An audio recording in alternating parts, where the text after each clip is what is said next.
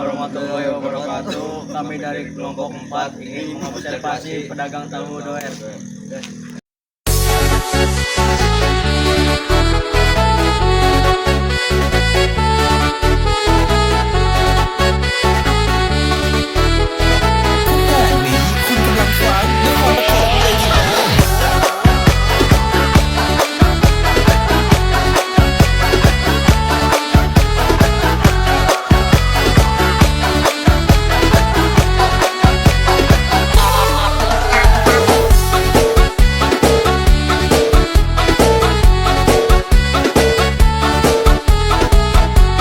Teman-teman, jadi kali ini kita akan mereview tahu doer dengan abang siapa ini?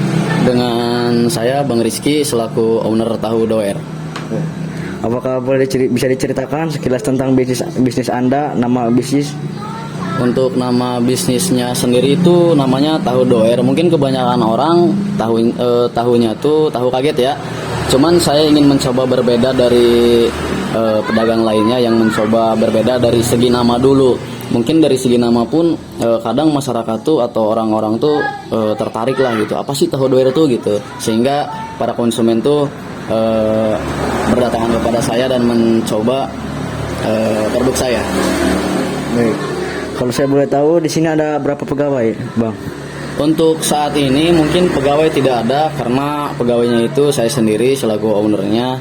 Jadi untuk sekarang mungkin tidak terlalu membutuhkan karyawan seperti itu. Apa motivasi Anda untuk mulai bisnis ini? Motivasi saya adalah ya karena saya ingin mencoba hal baru dan kebetulan juga ibu bapak saya itu dulunya adalah seorang pedagang, makanya saya mencoba mengikuti jejak mereka gitu. Siapa tahu kan keberuntungan atau emang jalannya di situ. Langkah-langkah apa saja yang bisa mempromosikan produk ini?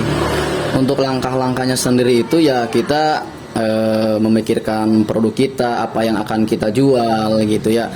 Kebetulan saya menjual makanan di bidang kuliner termasuknya.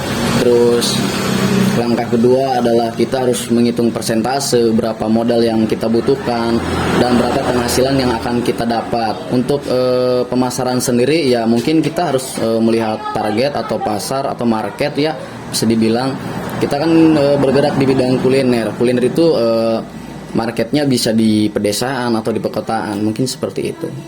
Apa yang membedakan tahu doer dengan tahu lainnya? Mungkin pertama dari segi nama pun sudah berbeda gitu.